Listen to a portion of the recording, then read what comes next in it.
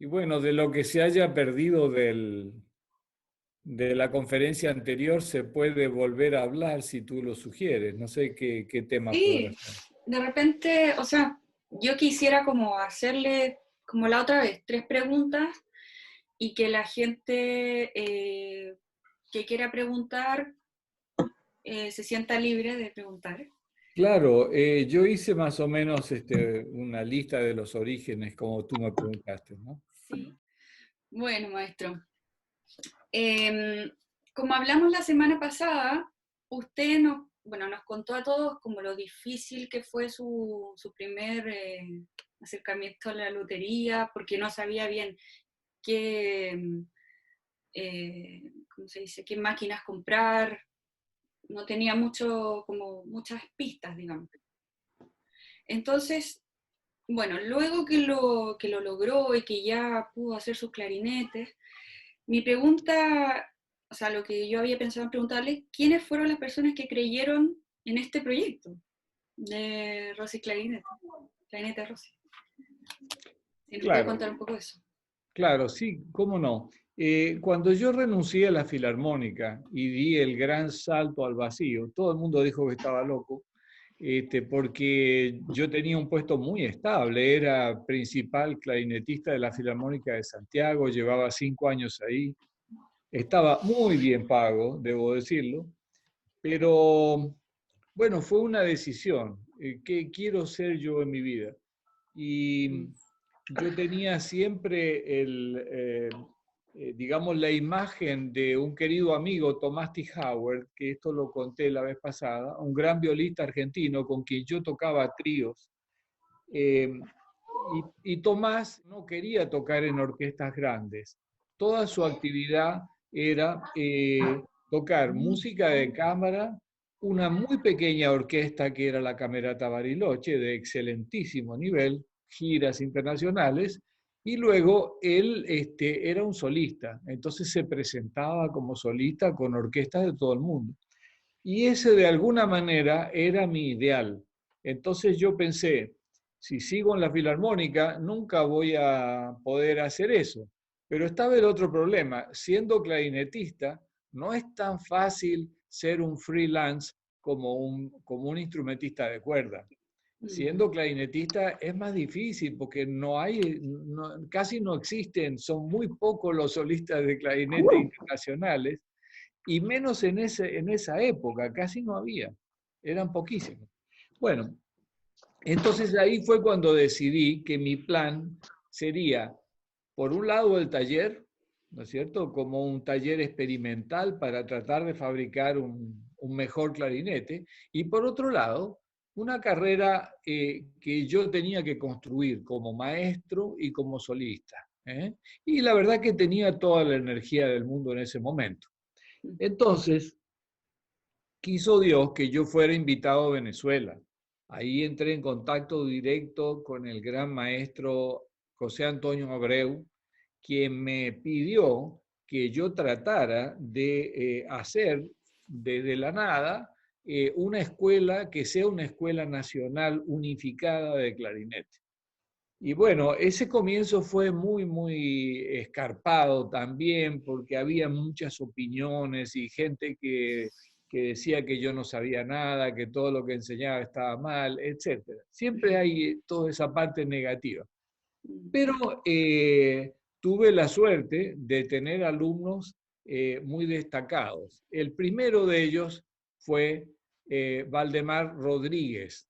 Y yo creo que, por supuesto, hubieron otros, ¿no? Pero en este momento vamos a ir a la pregunta que son los primeros. ¿Quiénes al principio creyeron?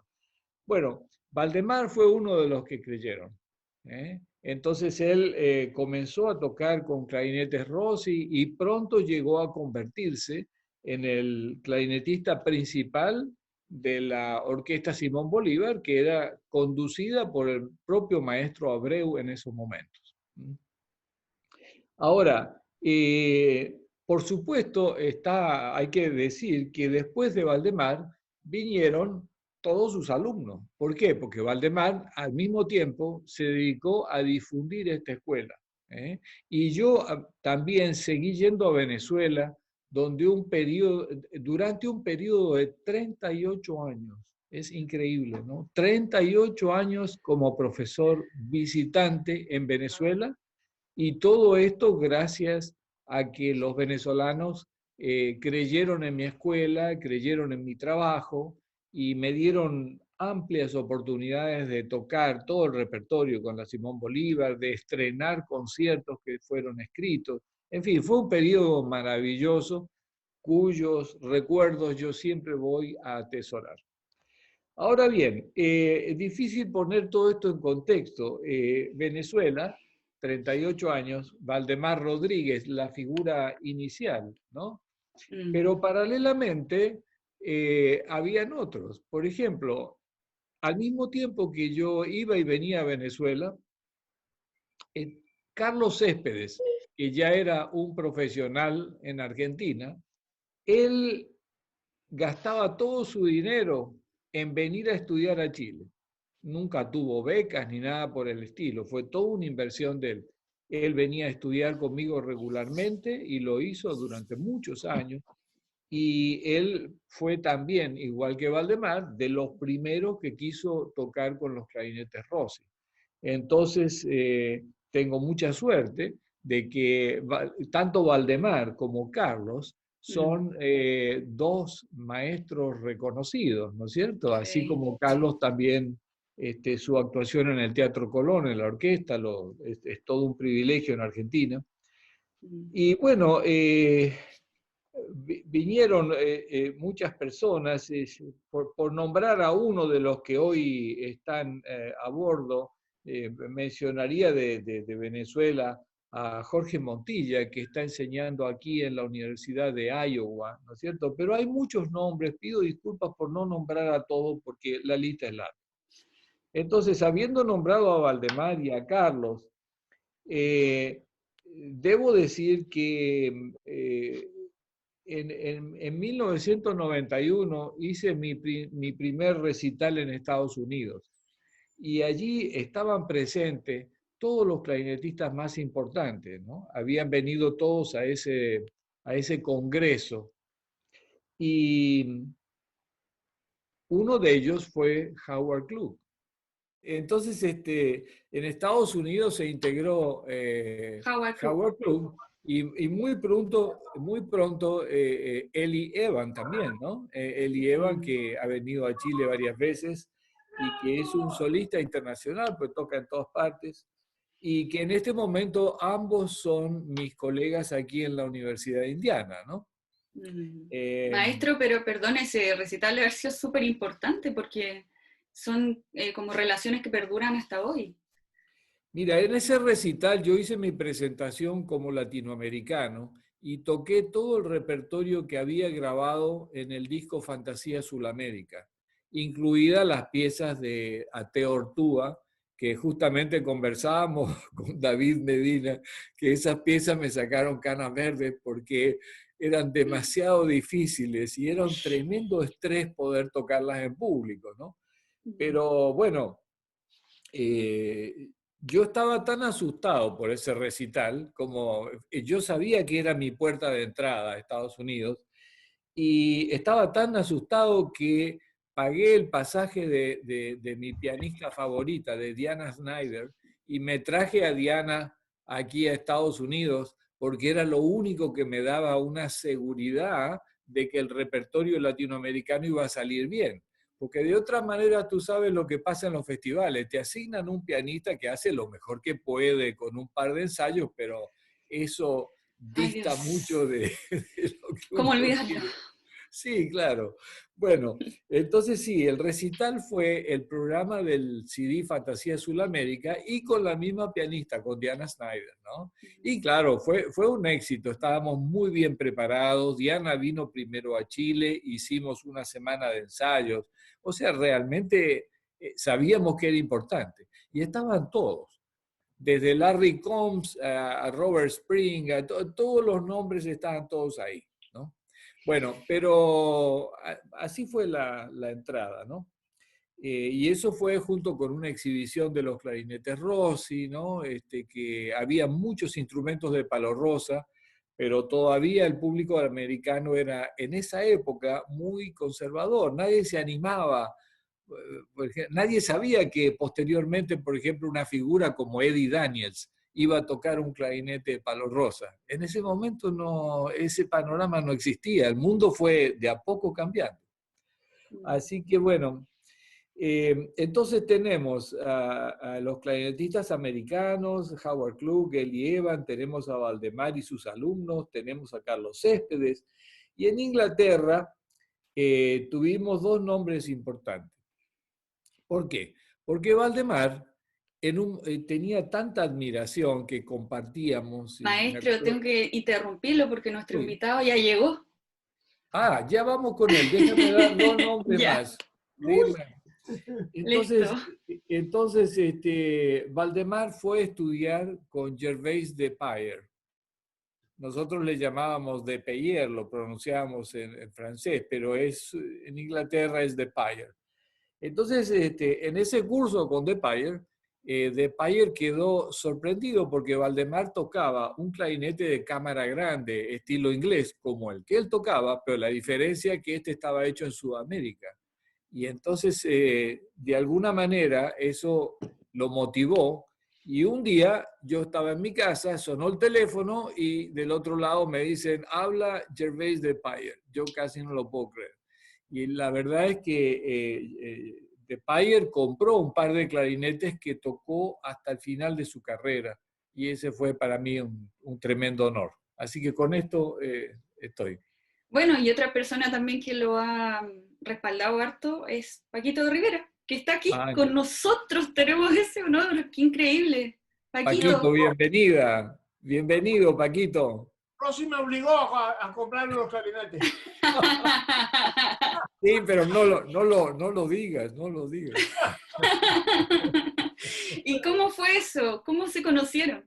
Cuéntenos, porfa. Bueno, yo lo conocía a Paquito desde que yo era un estudiante, porque recuerdo que en Buenos Aires, junto con mi profesor Martín Tao, escuchábamos un LP de Paquito donde él tocaba, en medio de una éxtasis de inspiración, tocaba el movimiento lento del concierto de Mozart. Eso era un LP antiguo y me acuerdo que lo escuchábamos y lo comentábamos y lo admirábamos, pero yo nunca sabía que lo iba a conocer. Increíble. ¿Pero cómo llegó eso? ¿Cómo se conocieron? Bueno, mejor que él cuente la historia, porque él sabe cómo llegó. Bueno, la historia es que yo hice una amistad. Yo iba antes mucho a Venezuela. Después dejé de ir por obvias razones, pero yo iba casi todos los años a Venezuela e hice amistad con un gran clarinetista venezolano llamado Jorge Montilla, que era como el fundador del cuarteto de clarinetes de Caracas. Y había dos de ellos que tenían unos clarinetes muy bonitos, sin anillos de plata. Eran unos clarinetes como todos de madera, ¿no? Y era muy atractivo porque a mí me sonaba muy bonito. Claro, es el que lo toca también. Pero un buen instrumento ayuda muchísimo. Y ese instrumento me lo dieron a tocar. Pruébalo. Qué bonito suena el pito este. Uy, yo quiero uno para mí. Entonces, bueno, la cosa es que fuimos, yo creo que fue en el Festival de París, ¿verdad, Luis? Eso no fue en el Festival de París, en el Festival de Clarinetes de París, que nos conocimos tú y yo personalmente. No fue allí. De alguna manera, son tantos los años que han pasado, Paquito, yo no puedo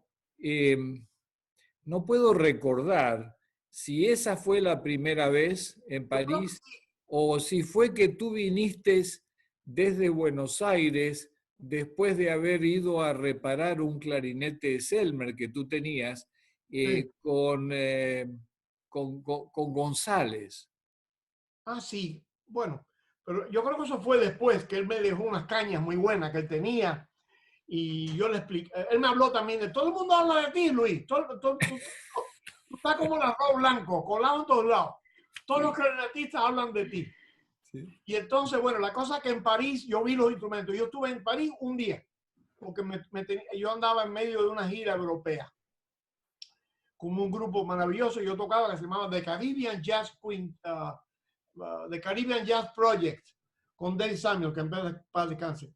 Y entonces ahí tenía Luis su mesa con los clarinetes maravillosos que yo. Había algunos que eran de madera roja.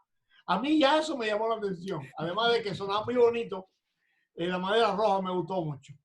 Bueno, yo toqué un clarinete de eso que tenía Rossi ahí. Y le dije, Luis, a mí me encantan estos clarinetes, pero yo tengo un problema grande.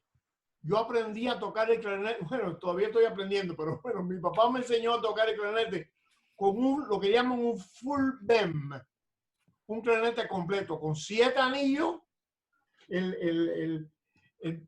la llave de mi mano aquí y el sol articulado. A mí siempre se me queda el dedo chiquito puesto ahí. Y entonces cuando lo dejo ahí, que toco el fa, suena ¡ah! Como una lechuza cuando se asusta. ¿Tú te atreverías a hacerme un clarinete con el sol articulado y los 7 anillos y el mi bemol, todos esos vicios que tengo yo? Y Rossi me dijo, yo estoy casi seguro que lo puedo hacer. Déjame hacer un estudio sobre esto y yo me pongo en contacto contigo. Bueno, y así fue, me hizo el clarinete que es esta maravilla que yo no he soldado en más de 20 años. Con el sol articulado y el mi bemol por la izquierda y los 7 anillos y todas esas cosas que son tan cómodas, pero que los clarinetistas no quieren usarlo, yo no sé por qué. Parece que demasiada comodidad a la gente no le gusta, pero yo no puedo vivir sin ellos. Y ya no puedo vivir. Hay solamente un defecto que tiene el clarinete Rossi y es que crea hábito. Después no puede vivir sin él. Y entonces, ¿cómo se conocieron? ¿En París o acá? No, yo creo que fue en París. Eso tiene que haber sido en París, en aquel.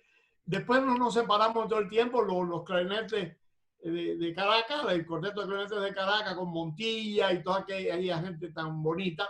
Luis y yo siempre andamos juntos en el kiosco de Luis. Y de ahí ha venido una relación que yo he tenido como 5 o 6 clarinetes Rossi. Una vez me dio una sorpresa, Luis también se me apareció en un festival en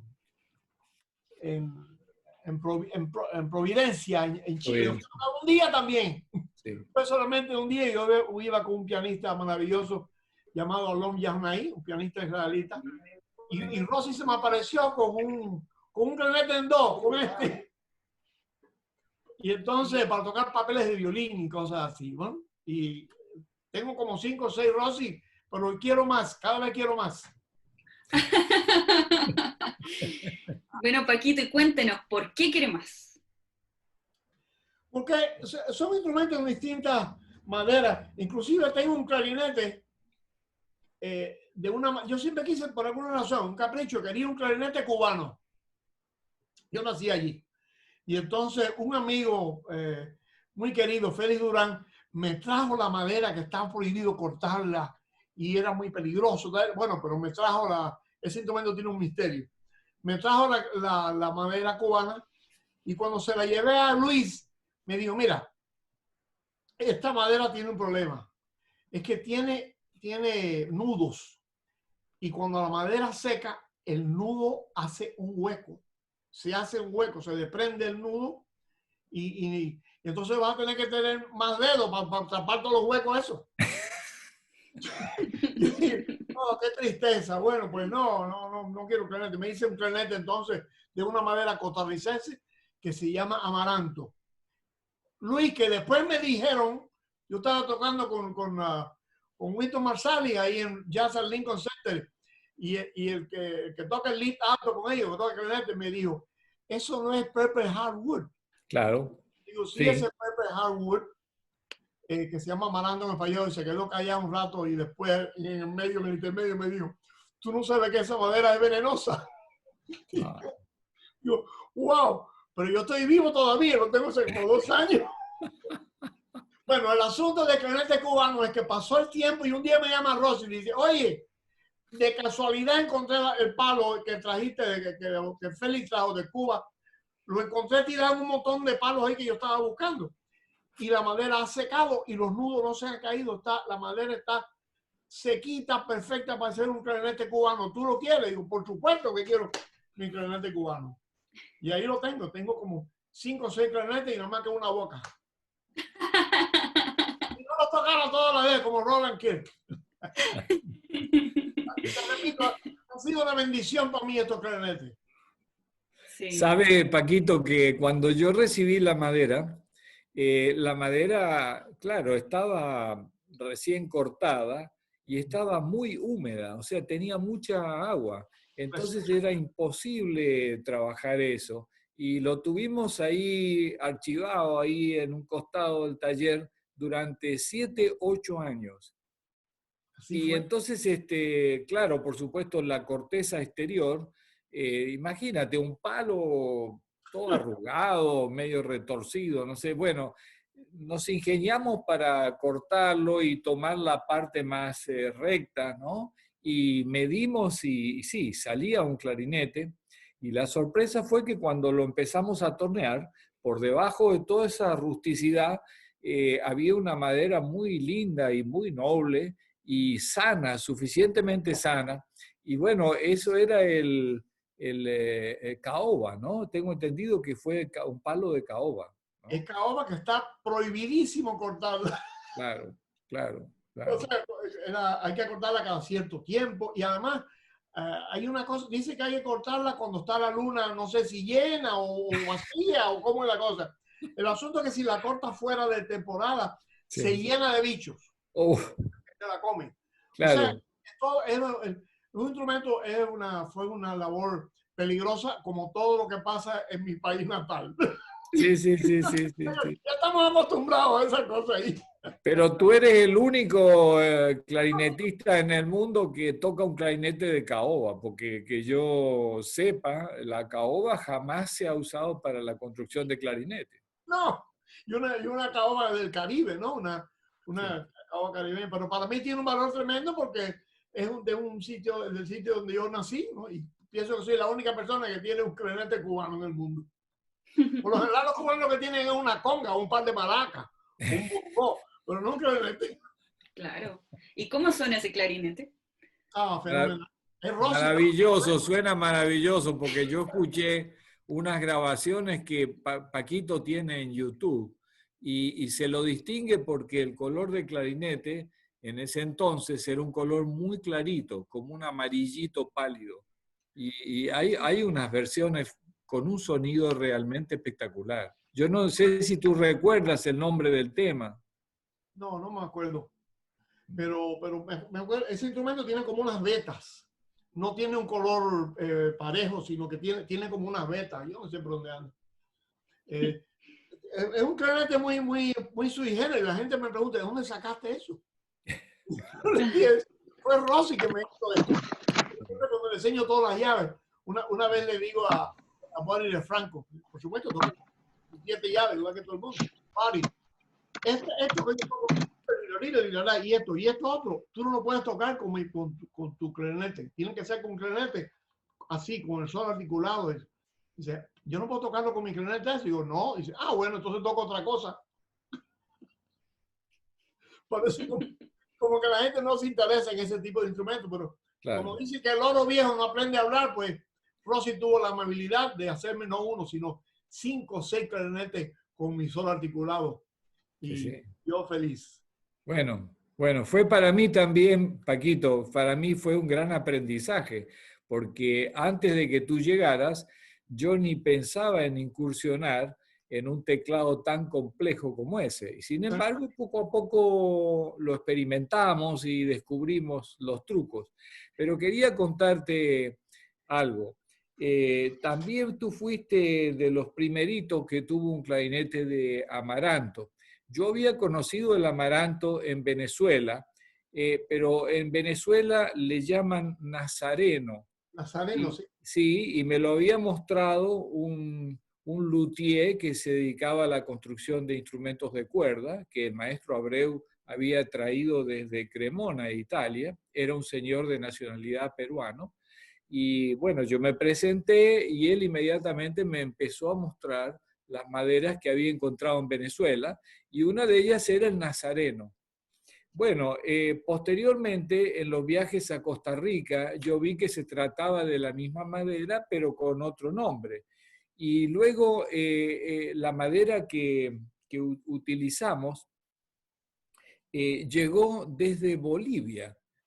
Bolivia es un país que tiene muchos secretos en sus bosques y uno de ellos es que tiene nazareno, pero ellos lo llaman moralillo por el color morado. Color morado. Claro. Y bueno, yo recuerdo que ahora que he visto a Carlos Céspedes, que de pronto apareció, estábamos con Carlos en el taller en Santiago, justo cuando nos trajeron tu clarinete de amaranto recién ensapatillado. Y bueno, Carlos le dio la primera probada, ¿no? Ahí escuchamos cómo sonaba, no sabíamos cómo sonaba el amaranto, no teníamos idea, nunca antes. Y Carlos lo probó y a él le encantó el sonido de ese instrumento. Y bueno, ese instrumento es el que yo te lo escuché tocar en esa sala de New York donde tú tocas jazz muy seguido. No me recuerdo el nombre de esa sala, pero es muy importante.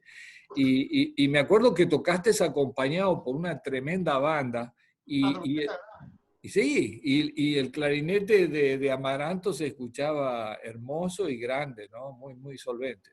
Tú sabes que alguna gente en Caracas me decía que el clarinete rojo, de cualquier madera que sea, el cocobolo y palo rosa y todo eso, que tenía un problema y es que no cortaba tanto como el ébano o granadilla, como le llaman. Claro. Pero yo toqué el solo del bolero de Ravel, además al aire libre, porque me lo pidió el director. Yo no sé si quiere el clarinetista de la orquesta. El hombre, no me acuerdo, es un director famoso. Y yo quiero que tú toques el solo de Ravel. Uy, yo no toco eso de que Ronald Reagan usaba pantalones cortos. Pero yo quiero que tú lo toques. Y bueno, yo tenía aquello del clarinetista de Caracas que me dijo, ese instrumento no corta, es muy bonito el sonido, pero no corta. Es un cuento chino todo eso. O más bien un cuento venezolano. Porque yo toqué el concierto y el tipo tuvo que decirme, shh. Claro. O sea que yo pienso que esos instrumentos que tienen el sonido tan dulce así, lo que tiene que hacer es soplarlo más fuerte, manada. Claro. Yo nunca he sentido la cuestión de la falta de que no corta, como dice, de que no proyecta. Yo no creo eso. El instrumento es más dulce en mi opinión.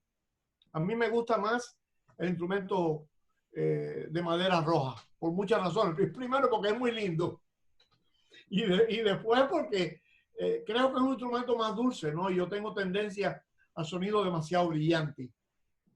Yo trato de atenuarse ese sonido brillante y me parece que lo logro con los clarinetes de madera roja y sobre todo con los instrumentos Rossi. Eso ayuda bastante, ¿no? Claro que sí. Bueno, ya nos quedan 4 minutos porque tengo solo la versión gratis.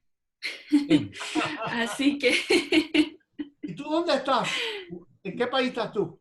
En este momento... Maestro. Perdón, sí, ¿a quién le diga hablas? Diga usted, Katia, maestro. Katia, ¿dónde estás? En Chile. Ah, estás en Chile. Ahí me gustaría estar yo también. No. Ahí a la fábrica de Rossi, que nunca estaba en el sitio nuevo. Sí. Es hermoso, es hermoso. Es súper hermoso. Sí. Ojalá nos veamos pronto por ahí cuando pasemos por toda esta pesadilla. Sí, ojalá que Dios quiera que el mundo se vuelva a los cauces normales, que inventen una vacuna o algo que nos permita salir adelante, ¿no? Sí. Sí. Bueno, yo quería abrirla a todo el mundo. Paquito, si usted quiere unirse, pero si no, bueno, la despedimos acá. Muchas gracias por estar con nosotros, compartir un poco. Es realmente muy alegre verlo siempre. Y también gracias a Juan, porque Juan hizo todas las gestiones con usted para que estuviera hoy acá con nosotros. Gracias, Juan. Gracias, Juan, y gracias, Katia, por organizar todo esto. Gracias, Paquito, por haber venido a estar con nosotros. Gracias a todos los amigos queridos que han querido compartir este momento con nosotros. Bueno, hasta pronto.